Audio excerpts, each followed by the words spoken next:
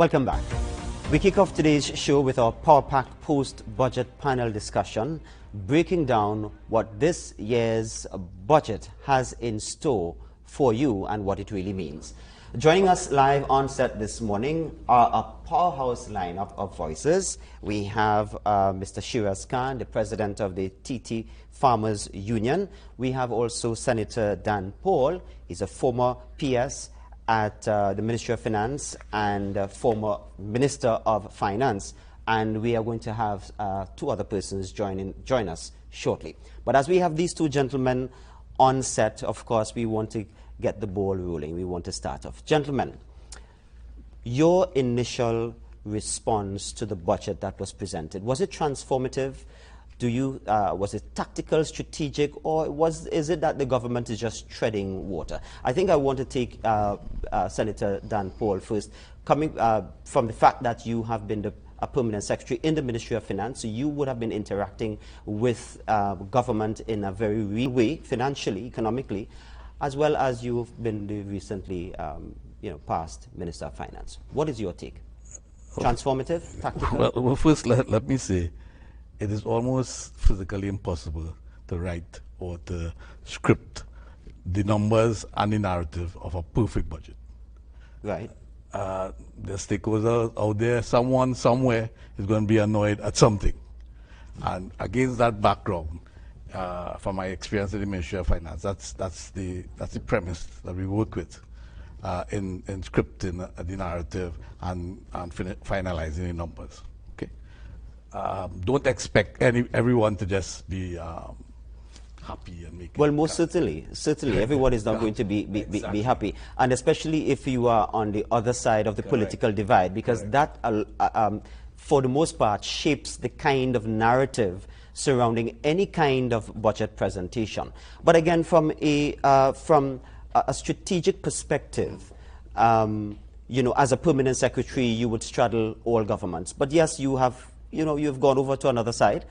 You are now representing the People's National Movement. So anything that you say, of course, will come across as though that it is biased. But I still like to get your opinion on, even if it is from the People's National Movement perspective, what is your gut feeling? Has this been the government promises made and promises kept kind of narrative? Well, the budget itself promises a lot, but I suspect will deliver little based on the assumptions underlying the budget. Right. And by the assumptions also, I am also directing it at the numbers underlying the budget. Because of the nature of the assumptions, I am of the view that the numbers are not sustainable over any We're going to talk more about those numbers in a short while. Let me bring in Shiraz Khan, the TT Farmers Union. It is being said out there, albeit perhaps maybe from one particular divide, that it is a people's budget. Do you share that view?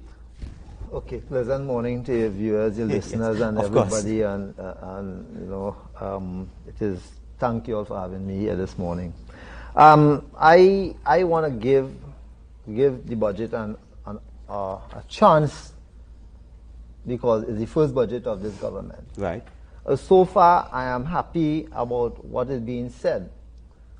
Getting it done is the critical moment for all of us from now until What particular thing or things, very, very quickly, that make you happy about this budget? Well, I'm happy about the idea for agriculture. Right, and but the thing about it is that every budget normally is a script every year that they put in what they're going to do. It is some of the things that was said before and some of the things we're saying now. But the one thing that I'm a bit disappointed on is the figures, is the budget allocation for agriculture. Because if we want to talk agriculture, yeah, you know the old saying, put your money where your mouth is. And yes, very literal. Right? But I have not seen it go to that extent where we can be happy to say, look, we're going to have something happening positive in agriculture. I don't know if when they relook the budget, if it will come, right, or something else will come But we'll discuss it as we go along. As we go along. You are skeptical, but yet still hopeful. Yeah. Yeah? Yeah. Well, joining us on set now is the TTMA, the Trinidad and Tobago Manufacturers Association Vice President, Mr. Emil Ramkisoon. Welcome. Hi, good morning. Thanks, sir. All right. We need to mic Mr. Ramkisoon. But we're talking about initial responses from the budget. We want to get your perspective very quickly from the TTMA's perspective. What is your response? TTMA's perspective, we are grateful to the fact that, in the budget, the Minister of Finance announced. All right, so just we still need to sort out Mr. Ramkisoon's microphone. It is, we need to get it on. But perhaps maybe we can, while we wait for Mr. Ramkisoon's microphone to be turned on properly so that he can be part of this discussion, let's go back now to you talk about, I want to come back to you, Mr. Khan. Yeah. You talk about the budget allocation for agriculture. For years, we've been talking about diversification. We have heard the last government saying diversification is very difficult, and that, of course, we have limited space in Trinidad and Tobago to really have, a sustainable, perhaps, maybe. That is not a nice statement. Right. But I'll tell you about it just now when I finish. Right. But let's talk about the amount of money. Why that troubles you? Well, first of all, you said that the land space is limited for thing, right? Here what's happening. We have so much unused land in this country, right? Remember, there's no more Petrotrin. Right. There was no Caroni Limited. But we're seeing that the Caroni Limited land, which was once a very arable agricultural land, are being used for all the different things except agriculture. Now, there is land available in Trinidad that we can do a lot of things. Mm-hmm. Now, there are some things that we cannot compete with the international market, so thereby we will have some importation coming in. But just recently I posted where a supermarket brought in pumpkin, watermelon, avocado, pineapple, things that is native to Trinidad and Tobago. But do we have enough of it? But if it is that we have the proper roads and we deal with the crime and all of that, we can. But here what's happening? There's supposed to be some protectionism for our citizens in the country, whatever sector you're involved in. You cannot have people stealing out 10,000 pineapples on an evening when you work all day and you're resting. And then it's being sold on a market, and you're seeing your own things being sold that you planted hard for, and nobody could identify. So we need to put things in place. You need to put the infrastructure in place. You need to put the mechanisms in place to address PD larceny. And stop saying diversification if we don't mean it. Yeah, right? Yeah. But I'm happy that there are certain things involved in there. But what happening is that the national security is not where the PD larceny squad fall under. Mm-hmm.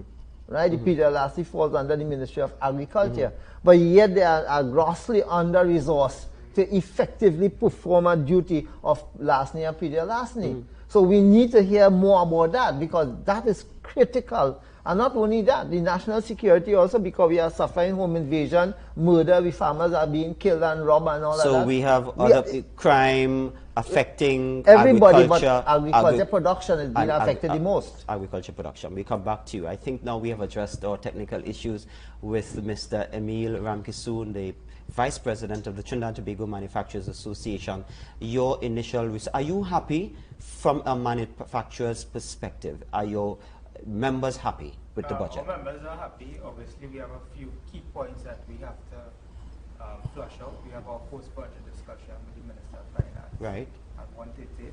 What would be one of those things that you would need to flesh out? The Exim Bank facility, it was fully supporting the financing of raw materials, providing that you export and bring back the foreign exchange back into the country.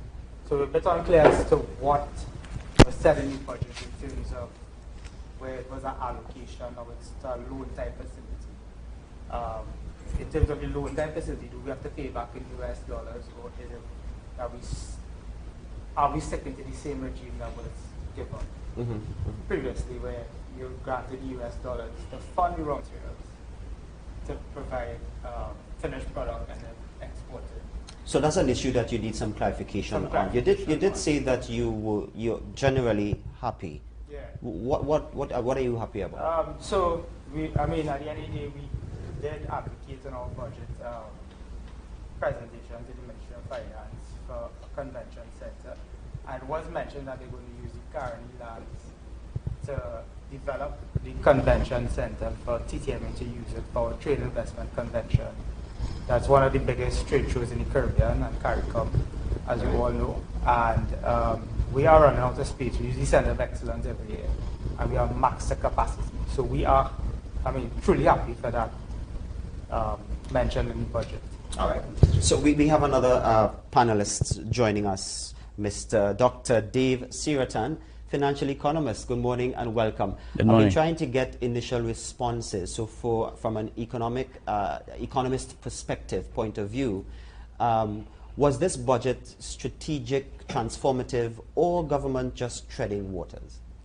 Well, or as some people are saying, it is a people's budget. Do you agree with that as well? Well, when you look at some of the things that the minister would have ruled out in this budget, you could see they are trying to balance the interests of different people. So they're taking from different sectors, and they're trying to help people who might be a little disadvantaged in terms of their economic fortunes and so on.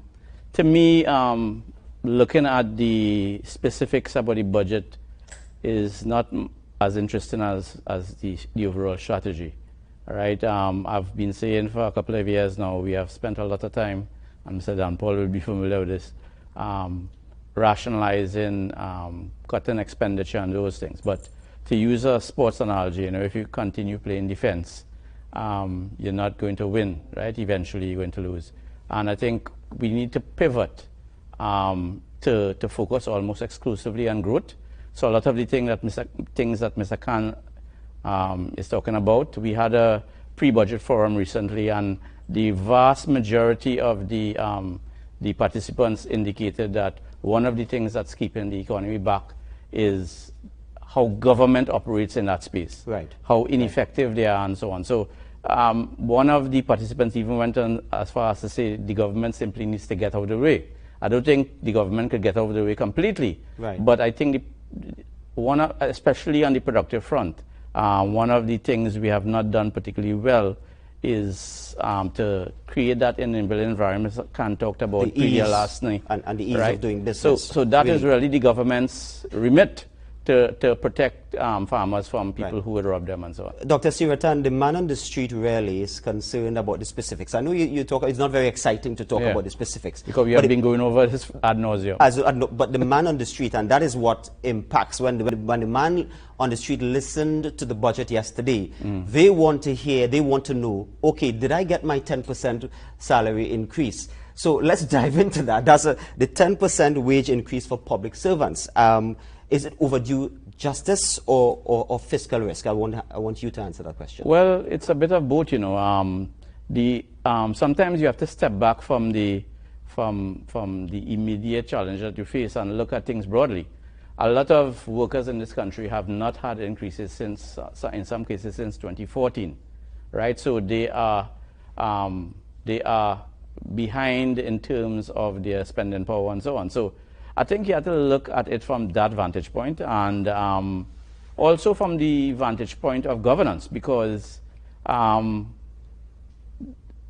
people have a feeling that, the powers that be didn't care about them. And I think that connection between the people and whoever's in power is frayed, almost a breaking point in some certain cases, because so many promises have gone undelivered. And I think even if the Prime Minister did not promise on the House things that she was going to start the negotiations at 10%, I think from the in terms of how John public view governance and our system of government, I think it's very important for, in that respect, abstracting from all the financial consideration, that trumps a lot of the considerations that we have in terms of the cost. So my own position is that when is it going to be suitable and timely for us to help the working class in terms of increasing their income? There is never going to be a perfect time. So you have to figure out a way. And my kids often use the term how to square the circle. right? So we have a very difficult challenge ahead, but given the situation on the ground, I think it's incumbent on us to find a way to deal with that particular. And there are ways to deal of dealing All with right, it. so we could talk about that perhaps a little later on, but I think this is a good point, a time to bring in Senator Dhanpaul here. Promises made, promises kept. There's never a good time, as Dr. Siratan is saying, never a good time for you to have those kinds of discussions or, implement, such increases. But from a strategic perspective, from the perspective of the Ministry of Finance, you have been there. Where is this money coming from? Can government really sustain this? Just to clarify, as a former public servant, and a PS, and a former member of the PSA also, I am happy if this 10%. You're getting back pay? No, I'm not getting back pay. I left before. No, I'm actually happy for the public servants if it transpires. However, in 2014, myself, former Minister Larry Hawaii, and the PSA, it was Washington Duke at the time, negotiated 14%. And at that time, that 14%, the government lost the election, and then the back pay was left to the new government to absorb and to pay. And that back pay was, for the 14%, was about $6 billion. The government had to borrow to pay the $6 billion. And the increase in the recurrent expenditure was probably about $150 million. This time, a quick glance of the estimates of expenditure, I haven't seen anything about the additional recurrent expenditure of the 10%. Okay, and obviously the back pay is not included in the official deficit as announced by the minister yesterday. So again, obviously he's going to have to borrow to pay this money. I don't know how he's going to borrow to finance that back pay, which could come up to more than $9 billion easily. Right. Well. I mean, they talk about the increasing of the retirement age. Will that help? Well, increasing the retirement age as well, and tied in with that is the gradual increases in the NIS contributions. What you're looking for? You're looking for $9 billion. All right. You're looking for money to finance a deficit, okay, and you're going to have to you're going to have to either look commercial banking or you're going to have to look external commercial banking. You're going to have to look at the Heritage and Stabilization Fund. This is not an ordinary amount of money, and it's going to take some doing. So while I said I am happy for the public servants, don't celebrate too much yet. Work with the numbers, work with the estimates of expenditure, and see if the numbers are in there. I haven't seen them. Right. Okay. But they're starting at 10%. Mr. Ramkisoon, will that at all affect the manufacturing sector in any way, increasing 10% for public servants, albeit yes? But will that affect the manufacturing industry? In terms of affecting the manufacturing industry, I don't think it's the manufacturing private sector. Yeah. But in terms of salary? But in terms of salary, I mean, we are grateful in terms of the implementation of duty in terms of tobacco and alcohol. So it will protect local manufacturing in terms of Angostura, Whitco, those entities. And so the importation of those goods, tobacco and alcohol, will attract the duty. So I mean, I hear what Senator Dhanpaul has to say in terms of where will the government find the numbers and the money. But if we're protecting local manufacturing at the end of the day and imposing duty, so importers will have to pay that. Right. So, yes. And I guess what I was asking really is that, because I mean, we look at what another salaries in Trinidad and Tobago, and be it private and public sector workers getting 10%, but that is start, by the way. But starting at 10% could also mean going down, huh? People tend to think starting at 10% always means up. That's a good point. But do you think that the government would want to risk moving below 10%? But that's a very good point, huh? That's a very good point. So we were asking the question of whether the 10% in the public sector will affect salary wages in the private sector. Could it? It could, at the end of the day, private but it's sector. not something you're concerned about. Private sector, I mean, employees of the private sector will compare themselves to the wages of the public sector. Right. But at the end of the day, if you want to scale up in Trinidad and Tobago, especially in the manufacturing sector, you know, the private sector have to boost up at the end of the day to match that. So, I mean, the minimum wage, I don't think it was mentioned at all in the budget, right? It wasn't. It still remains at $23. 25, $22.50, right? So let's see where the 10% takes us in the public sector and how the private sector would respond to those negotiations. I want to say something here, Yes.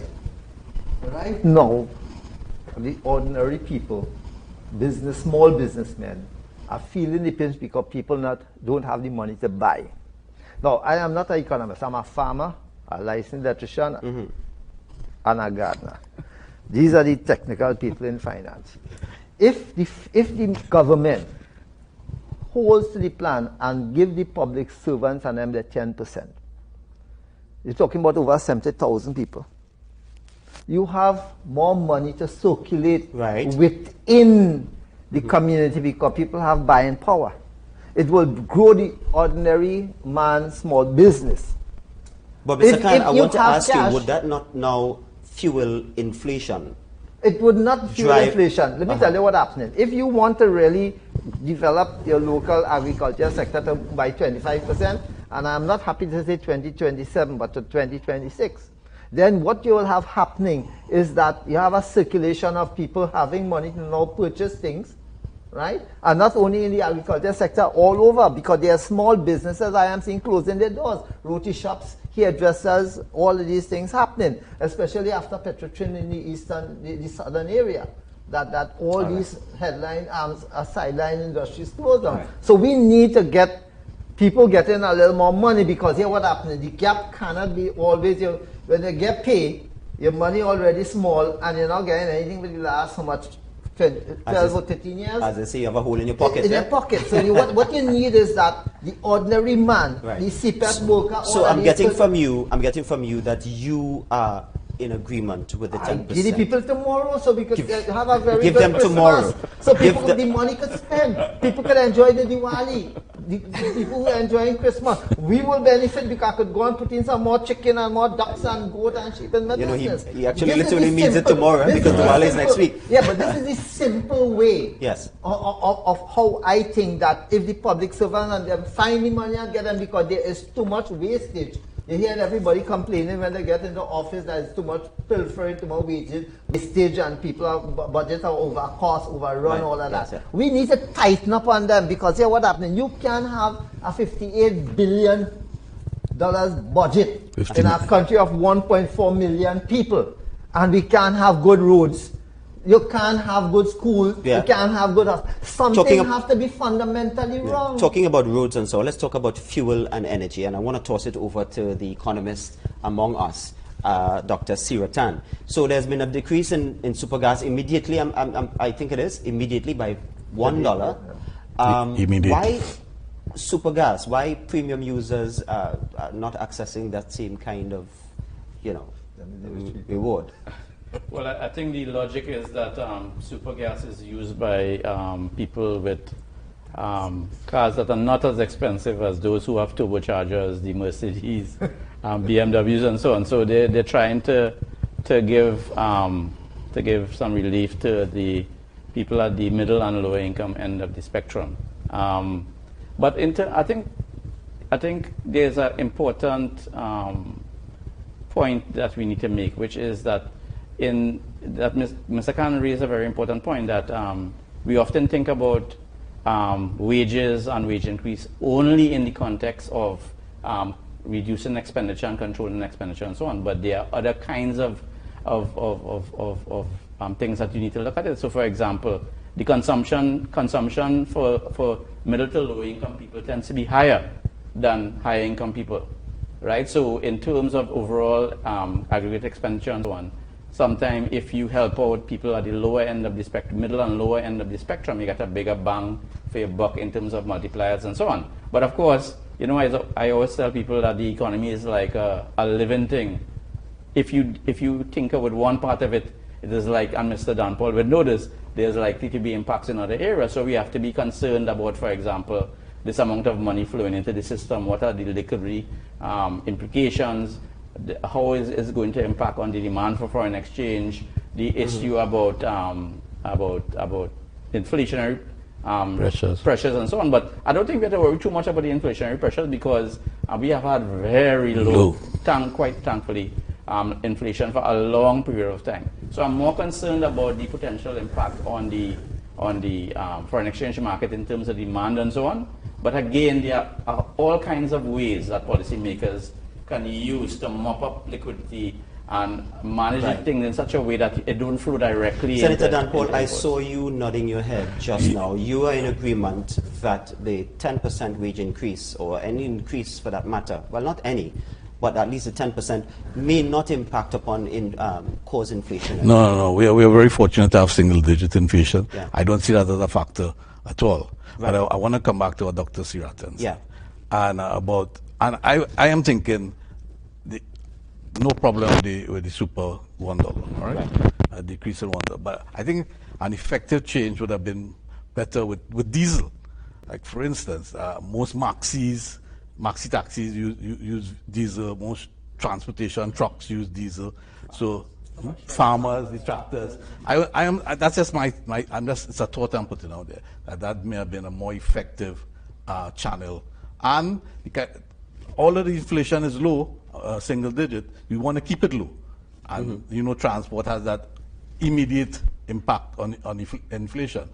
So I think diesel may have been a better. Mr. Ramkisoon, I see you nodding your head there with the diesel suggestion.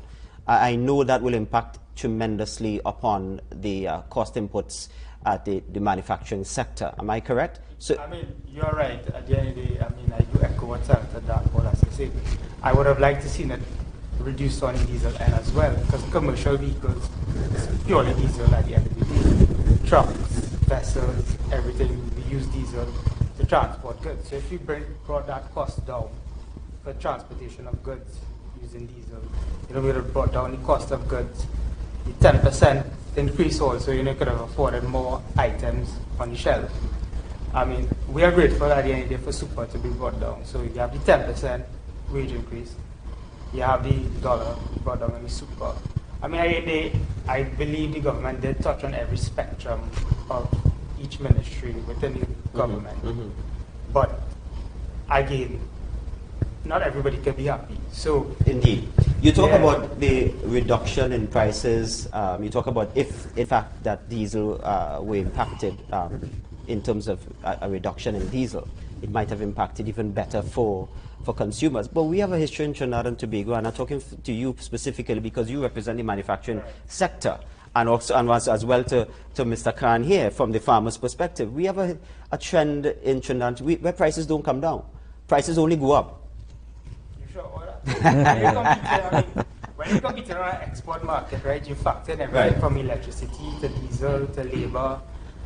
Everything across the board, freight charges, everything. So if diesel was brought down by at least the dollar, you would have brought down. Would that be a proposal that your sector will be making when you meet with the finance minister? Definitely, for sure. Yeah. We will bring it up as a question. So we're talking about cost reductions and cost of running business. Budgeting in Trinidad and Tobago, budget in any area, is about balancing expenditure and revenues. For the manufacturing sector, we see that there's a 5-cent increase in per kilowatt hour. What is your view on that? Honestly, it's not alarming as we thought, because previously, when the last government had proposed under the RIC for electricity rate increase across the board from industrial, commercial, and residential, we did advocate, okay, listen, we had multiple consultations with them. We said, listen, let's do it on a prorated basis over the years, rather than hit us at a hard slab with a rate increase. So the 5 cents is, we welcome it at the end of the day. It's hard. Now we have to factor that in. So as much as we wanted the dollar on diesel, now we have to factor the 5 cent increase. It will affect the cost of manufacturing. And of course, it's going to trickle down to consumers. And in Trinidad is, the hub of manufacturing for CARICOM. Yeah. Right. Because if you look at Jamaica, you look at other. So I just want to get this. I just want to get this point in. I'm putting you on the spot. Right, no that problem. increase in cost will in fact be passed on to the consumer. It will be passed on at the end of the day. So we're not hiding behind it at the end of the day. But we were expecting it over the years, having negotiated with the RIC, various consultations. I believe it was like 4 years ago when it was proposed that the electricity rates would go up. I mean, we can't hide behind it now. Right. 5 cents. Well, I mean, so I mean, you're passing that cost on really to your consumers, so it's not really affecting you too much. Yeah. But let me ask, Mr. Khan. Yeah. That increase in electricity for commercial and industrial, do farmers fall into that? Well, we're going to fall in that because even though you're running a farm with 1 cow, once it's mentioned that you have a farm of 2 goats, you're going commercial, our water rates, our electrical, right? Because I couldn't benefit from the 4 HD bulbs that I was given away because when I went to collect my bulbs, they said, no, you're under the commercial. So we are now going to face with that. But unfortunately, we can't do like the manufacturer sector. Which is you what? Can't raise nothing. The prices of the things we're selling like the last 10 years because the public has this opinion. And we later sang it in the song that long time lime was free and lime is $1. Just recently, lime was selling for $1 after 40 years of that calypso. Lime was, because what happened is that there are times when lime will be $1 for 1 and then it will be $5 and $10 because of the seasonal. Yes. Right. And but when you have and that is true so for many other produce. crops. Yeah. But the thing about it is that when you have people producing watermelon at a high time and you're bringing in importing watermelon, what you're doing to your farmers, right? And don't tell me that you're bringing it in and it's cheaper than what we are producing because I had a video where pumpkin is selling in Shoguanas for $1.99 a pound. But the pumpkin that is imported is selling for $5 a pound. So how do you justify what you're saying? And they are coming from a very heavily subsidized economy because North America and Europe farmers are heavily subsidized. But we are not. Right? So you have to understand, coming back to the word, the protection of your own people. We are not Ghanaians, Jamaican, Grenadian or St. Vincent. We are Trinbagonians. I don't want them to protect me. We need to have some protectionism. So people giving out import permits to bring in things that we are producing here. It is ludicrous to think that we don't care about our people like that. That what you're calling for wasn't mentioned in it was mentioned. Perhaps probably we will discussion we could get it in as the government fleshes out through its various ministers. Perhaps for the benefit of Trinidad and Tobago, not only the farmers' pocket. Yes. If we don't deal with agriculture in a serious way, because other economies, other countries are not going to be continue producing as they would like to. In 2002, the collection of milk company, Nestle, out of 14 milk depots, they closed down 2. Right? So the people in the sideline communities like Penal, Barapol, these people had to get out of production because Nestle were not collecting their milk again. But today it has changed because they're trying to encourage people back into milk production because globally, milk has been coming off a short an import, and then the foreign exchange is the problem. So if you do not, just simple like how the manufacturers and them need help and need protection and need support, we also need that. Because we cannot be competing with a heavily subsidized economy, bringing it here, and imagine, you have people bringing in lamb at $18 a pound on retail in the market here. And in the US, the cheapest lamb that is being sold, lamb shoulder, is $5.99 US a pound. Let me say for calculate $6. 6 sevens are 42. A pound of lamb is being sold in the US supermarket. If you have time, I'll show you the pictures, everything. Right? Because I'm doing my research. You have a pound of lamb selling in the US supermarket for $42 a pound, $30. But you bring in that meat, which is discarded in the supermarkets up there and so on. You know, don't quote me. Clarence Rambert, former Minister of Agriculture, used to be on television begging people not to buy that, buy local. But you're selling that meat $18 a pound. So it's cheaper here. So what you're saying is the quality. And that's another question as well. The thing about it is that you give Ministry of Health a budget of $7 billion. Right. But you give agriculture 1 point something, right? And that is certainly not what enough. will get any one of us here or the citizens in this country is what you eat. Right. Let me stay with you a bit, but switching the topic just slightly. We're talking about cost, input cost, and so on.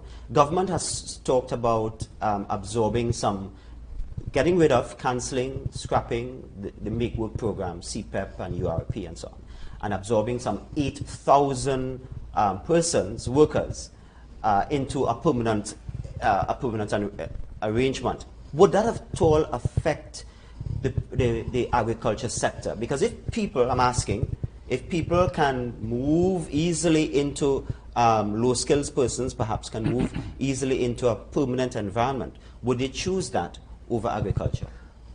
Well, I am saying be part with agriculture. A couple months ago, probably a cameraman will remember, I raised with Marlon on this program here, a program of Farm PEP. In 2007, we presented that to the Prime Minister Manning at that time. Farm PEP, the concept of Farm PEP is that you do not have somebody working in the Farm PEP program for 10 years, right? Instead of those programs, we could use them in a Farm PEP program where they can learn about livestock from me. To go, Mr. Dhanpaul, is plant garden? Yeah, man. Right. And you learn something like planting crop, and next man you go and learn about chicken, you know about fishes and so on. So after 3 years, this person now has a skill. Now, the Farm PEP program is that this is a program that is in existence? No, I'm suggesting you're proposing, that. I proposed that a couple months ago. But what happened is that these programs could benefit and make a person, prepare a person to go into his own production. Once the government is willing to assist them with land, and so what you're training people is a training program, but they're working at the I want to same bring in Senator Dhanpaul here very quickly, but you are saying so that this permanent arrangement that government is talking about, that the agriculture sector should be part of that. With a Farm PEP program and putting other people into production. So what happened is that how much young people, you have to make agriculture sexy. Yeah.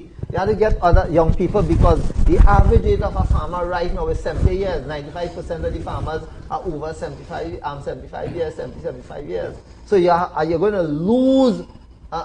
So we could put in younger people there with a better program, a better model program than thinking about just Farm PEP as a Make Work program. Got you. Senator Dhanpaul, can the government really, the state, afford to absorb some 8,000 plus persons into the public sector? Before we go there, and I agree with everything my colleague said on that agriculture. Oh, better right? So you believe that should be part of... Correct, but I want to clarify something before you go ahead. Sure. About the electricity cost before we move on, right? Yes. Just to it is obvious, and to be straightforward in the nation, is that the cost is going to be passed on to the consumer. One of the reasons Trinidad and Tobago had a competitive advantage in the Caribbean is because of the low cost of electricity. I don't know how that would impact that competitive advantage with that. And the second thing is, I don't want to really comment on the whole CPEP URP issue until we see more details from the Prime Minister, because the Minister of Finance said yesterday that she will be fleshing out a new vision for CPEP and URP. So until that is made public, I prefer to not comment on that. And I got you. But you talked about the competitive advantage. We're going back to the electricity. But I had gathered from you that, I'm talking to Mr. Ramkisoon here, the TTMA Vice President, I've gathered from you that let me should ask you directly, would that affect significantly the competitive,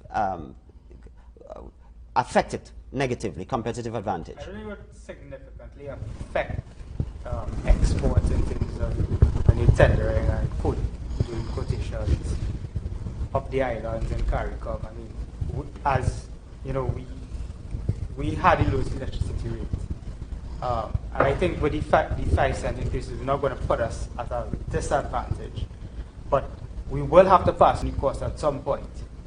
But I think a further increase will put us at a disadvantage. The 5 cents pass, the manufacturing sector, we know how to retool and move on. at the end, but we will at some point have to pass on the cost. Including to your exports. Exactly. Yeah? Dr. Siratan, government has said that the economy is on a recovery pathway. Yeah? First of all, do you agree with that statement? And secondly, the projections made in the budget, do you see them all as realistic? Well, I want to get back to the electricity issue before we move on. People have to understand that, well, full disclosure here, I used to be on the board of the RIC. So I was on the board at the time they were considering the rate increase. And people have to understand that Trinidad and Tobago, bar Suriname, had the lowest electricity rate in the Caribbean. And that's only because Suriname have a huge advantage in terms of the hydro. Right? But that is no longer the case. Trinidad and Tobago now has the lowest electricity rate in the Caribbean because the IMF, going through their adjustment program, they had the Surinamese were forced to increase rates in the electricity sector to try to make that particular entity a more financially viable one. So the point being is that we have, even with the 5%, we are probably going to be still the lowest cost jurisdiction in the Caribbean in terms of electricity. But more important, people don't understand. So it's 5 cents and not 5%. Right, 5 cents, right? So, but people don't understand the alternative of not properly financing TNTech. And all you have to, I often give people the example of South Africa, where you have rolling blackouts. You're talking about competitiveness. If you have a electricity grid that is as unreliable as South Africa, because for years they didn't invest in the grid, you're going to have bigger problems than a 5 cent increase in electricity rate. So I think the country have to be realistic about these things. So yes, it's going to probably be more expensive for manufacturers, but what is the alternative of not properly financing TNTech to do all the investment? And electricity investment is not cheap. But the man in the street would know about those things, but those are the hard facts. So you are being realistic. You are not saying that it's not going to impact the consumers negatively, but you're saying that you feel that it is necessary. We have 2 minutes to wrap up. And as you are on the floor, Dr. Siratan, what would be one that you consider in the budget, one measure that would be perhaps the most courageous? Well, courageous is the levy on the banks, right? Because that to talk about that is a significant move on their part, and it's essentially a revenue raising measure. Right. And on that score, I mean to say the kinds of things we have to do. Mr. Khan talked about the infrastructural deficit we have in terms of our roads and so on. These things have a significant impact on people's ability to do business and so on. So not spending money has its own cost, right? So you have to find this nice balance. And I've been telling people that number, about 55 billion in terms of expenditure, is the absolute minimum a modern economy like Trinidad and Tobago could sustain without causing serious problems for almost every sector. So the way that we adjust has to be on the revenue side. Right? People talk about the bank, and it was mentioned in the budget that the customers experience high, what do you call them, service fees and so on. Right. But wouldn't that asset, asset levy, would that not too also be passed on to Senator Dhanpaul as we wrap up? It definitely will be passed. So then, banks won't absorb anything. So then, what the government is trying to avoid, on the one hand, in fact, they will be encouraging on the other. But as the main thing is revenue. Revenue. Right. All these things, lovely things we want to do that Mr. Khan talked about, it costs money. Yes. You understand? And we have not managed our revenue system. The last time we had a fundamental tax reform, Mr. Dhanpaul would know, was in 1990. It took 10 years to complete. Gentlemen, we have to leave it there. we have to wrap up at this time. I know it was very short, but I think we got through quite a lot. So I want to thank you so much, Mr. Khan, Shiraz Khan from the TT Farmers Association, Senator Dhanpaul, Opposition Senator Dhanpaul, Mr. Emil Ramkisoon, TTMA Vice President, and of course Dr. Siwatan, economist. Thank you, gentlemen, so much. Thank you very much for having us here. Thank you very much. Good morning. All right. We will take a break, and when we come back with a brand new panel. Stay with us. Is then he declare, sing about the price of food and how things so dear. Okra selling $1 for 5, $1 for celery, $1 for chive. They raise currants and they raise raisin. Egg is $6 and $8, now a dozen. Those averaging wrong $1.10, and is $1.25 a pound now for melon gen. A lime long time.